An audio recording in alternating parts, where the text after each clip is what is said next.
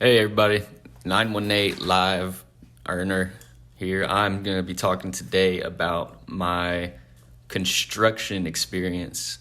So I'm not going to really be doing these podcasts on any kind of schedule, anything like that, because it's just kind of like a hobby. It's not anything that I'm doing to really, work some kind of angle or anything, trying to make a lot of money. I'm not doing that. That's not what I'm seeking to do. I just think it'd be funny to talk about some of like my construction experiences, or just have some random time to kind of blow off some steam or whatever. I'm really just kind of relaxing right now, not really doing much today. It's Saturday, October 17th. So I'm just going to get right into it. I started working in construction with a company called eStruct, and I'm sure you can find them, but I'm not really trying to credit them for a whole lot, other than the fact that I worked for them for a few months before I moved on. At the time, I was actually working in the mall. I was working at a vape shop, and it was a really cool job. I just didn't really have my head on straight at the time. I wasn't focused on money. I was too focused on trying to become something greater than what I was doing, which I was really just kind of blowing off time. Didn't realize that I needed to just stack that bread, even if it was at some kiosk in the mall. So I left there, and I went and got hooked up with this job at eStruct. It was really cool. My first job was working on a school. We were just like repairing a sidewalk. So we got that done in about a day. And then the next job, we were actually building a school, building like a whole high school or something like that, or like some kind of education center for them. And it was a really incredible structure. It had steel and wood and huge glass structures. It was like out in front of the school by the roadside. So, that wasn't really much anything special either. It's just kind of how I got into the field.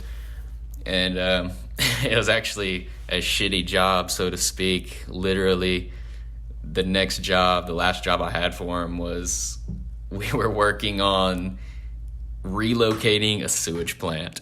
So that was just wonderful. My next job experience in construction was residential. I started getting into building residential homes. It was what I truly wanted to do, and so I just learned how to build homes and stuff. Which, by the way, actually at that eStruct job, I learned how to do concrete too. I did a little bit of concrete work for them. They were like a all-inclusive kind of company. But so I had a little experience getting into the residential with like laying the foundation of the home. And then I learned how to like frame. So I became a framer. And I remember they were incredibly impressed with the fact that I could, I knew how to actually use a hammer, because it was like my first day and I came in and I could just knock a nail into one of those 2x4s with a single hit. And they were just kind of impressed with that. The job didn't really work out. It was through somebody, got hooked up with the job again. So I've learned through experience, really just kind of go out and find my own job rather than somebody offering me one. Usually just doesn't work out. They have some kind of like pre-cognization or predisposition about you or something. Usually like they associate you with that person.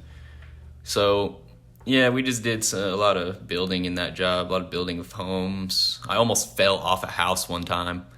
I was standing on top of the wall, the frame, the studs or whatever, and then somebody was passing me up a piece of plywood, and I almost just dove head first off of like a 12-foot drop. Would have been bad. But another kind of funny experience in the residential home sector was actually when I was super young. I was with a friend in elementary school. We were so young, and me and him were just talking about like doing stupid stuff. We just wanted to have fun. We just thought we were super smart and cool at the time or whatever. But I was like, yeah, we can like, have a circuit going just in case we have to like use electricity for some reason or whatever. I don't know. We all just being dumb, honestly. And so I like cut this phone cord up, a little 12-volt phone cord, and I had the wires. It was just wires on both ends for no good reason really. And we were at a construction site because that's what I did when I was younger. Like in the area I lived, there was a whole bunch of new homes coming up, new additions, and so we were playing in this place, really just checking out the construction sites because we didn't have much better else to do. And I put the wire, I don't know why, I said I was gonna cook something or do something, and I put the wires, one wire in one side and one wire in the other of this 120 volt outlet that was on the outside of the building that they used for their power tools. And it just blew up in my face, just like completely overloaded the circuit that I had, the little wire, completely like overloaded it, like some kind of discharge or something. It just, boom, blew up and just popped in my face. It was crazy. This huge electric current right in my face, and it like charred my hair. And it blew me back. It did. I remember it threw me back like 5 feet almost. But another story with a construction site, we used to do that when I was younger a lot. At one time, my brothers and I and a friend, we were actually at a construction site. And because that's what we did. We just kind of like checked out these construction homes, and we just like hang out inside of them just so we could honestly like be outdoors. And there's a little shade in there, maybe, I don't know. And we just thought it was really interesting. So we were up in the upstairs part. We climbed into the attic. There was no stairs, anything like that. We actually climbed up the frame of the structure, and we were inside the attic part. And one of my friends starts taking a piss, and my youngest brother, he sees him and just like turned around, like, because obviously he just didn't want to see that. So he like turned around real quick, like to his left, like not like, turn into the 270 degrees if 12 o'clock was looking right at him. So yeah, it took like a little freaking half turn there. And then he fell because there was a hole where the drop for the stairs of the attic would be, like in the garage. And the hole was just big enough for him at the time, like 3 foot, 4 foot, just long enough for him to fall directly through it, just flat. And freaking he falls, and boom, all we just hear is a thud and him kind of like wail out in pain. And then we all rushed down there to see, and there was like a brick. We had been in the house like the day before being idiots and smashing up bricks, but it's almost like a blessing in disguise because his head, I believe, landed on a brick, and it like broke his jaw, and he broke his wrist as well. But I believe that brick probably saved him from actually making contact with his head on the foundation in the garage and the concrete. So the brick kind of saved him, even though it broke his jaw. And my brother carried him at the time. He carried him all the way back home immediately, just picked him up, carried him back home, no hesitation. Like, I was really proud of him for that. We got back and we had him in the living room, and his mom was just going crazy, like kind of hysterical because he wasn't responsive. So they were just asking me to like get him responsive, and that's what I did. I just sat there and tried to get him to talk, and he was talking, but he wasn't really like, he was like slurring his words incredibly heavy. He just sounded like he was sedated or something, and we didn't know his jaw was broke at the time. So I just told him, I was like, he's responding, but not, he's not making sense. And so later we found out that it was because he had a broken jaw, and he ended up having to like get his jaw wired shut and stuff. It was a crazy experience. But yeah, lessons learned: do not play at construction sites, people.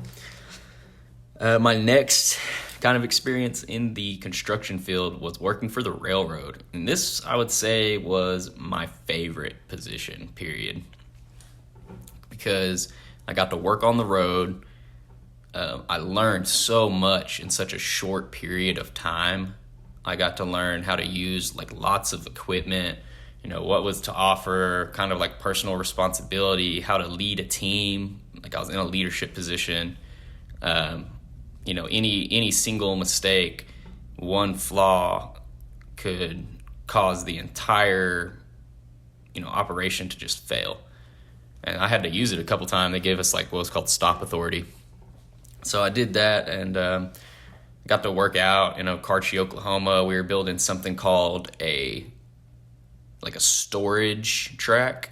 There was like 13 lines, 13 straight rails where they would store a train. And then whenever they wanted to put it out on the line to go travel, they would come out and it would go on this thing that was called the C track. And it was like a huge circle. I got to learn about like how actually math is applied in this field. And we'd use trigonometry to measure the angle of like the circle, because it was a circular track that actually connected to the main line. And so it would be crazy how large the measurements were, just hundreds of yards at a time. And we had to be so precise, and every few minutes, every hour or two, actually like check that our precision was like on point, check that our angle was correct. Because throughout the day, it was so cold in that part of the country, it was like their industry was windmills. It was so windy, like 70 mile per hour winds almost every day, just blowing you over, literally throwing you around in the morning and then sometimes later in the day. But they taught me a lot about that. And so I was really appreciative. It was cool. I had to use my stop authority a couple times to tell people to not use the machines and whatever, and to kind of stop what they're doing because somebody is tied up in something or is gonna pull something and knock someone over or something. But at one point in the day, it'd be really cold in the morning, right? And we'd be laying the rails, and then it would get super hot, right? And so the rail would expand about a foot, a foot or 2 feet.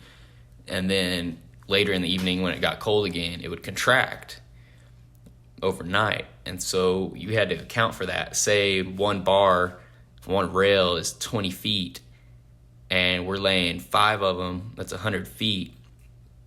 Well, in the morning time, it'll be, you cut a 20-foot rail, cut 5 of them, and then at the end of the day, whenever it's getting hot, right, time for leaving, well, you had to actually make sure you had to account for the end of the day type weather because it would expand. It would expand those 5 feet, right? If you have 5 rails, they expanded about 5 feet, maybe 10 feet. So it'd be like 110 feet rather than 100, and your angle would be off. So you had to account for it before you nailed them down, and we had to like leave the rails actually kind of loose so that they had room to grow. Otherwise, when they grow, they would just start shooting these things out. And what we would do is we nail them down when they're at their largest, so that if they contract, it's just kind of contracting, and just it would just get tighter, and maybe you have to come back and repair it sometime. But that was incredible. That was really cool, a really great job. Learned a lot about it. There was something crazy that went on that while we were out there at that specific job site. I came back after the weekend one time. I'd been out there 2 months straight, and then I was able to come back for a weekend after being on the road. And they had informed us there was a wreck, and I just was praying and hoping that it was not my fault, because if you get in trouble for something like that, it was a $1.25 million mess up. That's what it cost the company I was working for. And they told us that we had to derail. So you're supposed to put up a sign that says, tells the conductor, do not go any further because the track is messed up. There's a derail here. If you go any forward, it'll derail your track, derail your train. And apparently someone who was doing the job did not put up the derail, and the train went ahead and they were trying it out. They were testing the track, because you had to do that like every day, the conductors did, and it got derailed. No one died, fortunately, but it derailed. There's like, when I got back, there was three rail cars laid over on their side, and it just showed me how dangerous the job really is. So yeah, that all worked out, and I'm glad it wasn't my fault, because you get like blackballed from the industry, from any construction job. Like, it's on your record. They know it was your fault, this happened, and no one wants to work with you. So the next and final kind of area that I worked in construction was industrial. I started working on industrial buildings, kind of just like nothing crazy, just doing basic construction again. And I started doing like welding type stuff, but one job that kind of sticks out was a deck I built. And it was crazy at the time. I would see guys doing drugs, like see people do drugs all the time. They're just high, doing like, I don't know what it was, crack, meth, freaking LSD, or whatever they're doing at the time. Ketamine, I don't know, whatever they could probably find to stay awake and just work all the time. But we worked this job. I built a 120-foot deck. Like, if you look at like a deck, like a wooden deck on your back porch, maybe, it's probably, if at most, like 20 feet by 20 feet, or 20 by 30, or 30 by 30 or something, or maybe they built a deck around the pool too. But this deck was 120 feet, and it had 2 curves in it, curved off like in another direction, kind of looked like an L, but it was insane. There was these cement pillars under it, and I kind of helped save that job too, because they had a chalk line running, and they were about to bolt the studs for this deck, put studs on top of those cement pillars. They were about to bolt them down in a place that was just shy of where it was supposed to be, but it would have ruined the entire thing. It would have ruined the entire structure that we had built, because it was just a few feet off, and you can't drill again in the cement where, right above it, because it would have affected the integrity of the concrete. So I informed them of that, kind of helped the job take progress. I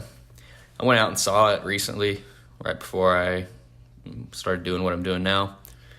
And yeah, it was a really great thing to see what you can do, like with a team, and see the progress of that giant structure, and all of those moving parts coming together, and to see how that precision handiwork can actually take effect. So I love construction work, and I guess that's just my story, my history with construction. I'm a heavy machine operator now, actually. I never got to do that before, but I am now. So I operate tractors, basically, dozers, graders, scrapers, loaders, dump trucks, Hi-X, backhoes, all of that, all those things, forklifts, Hemis. So thank you for listening. 918 Live Earner out.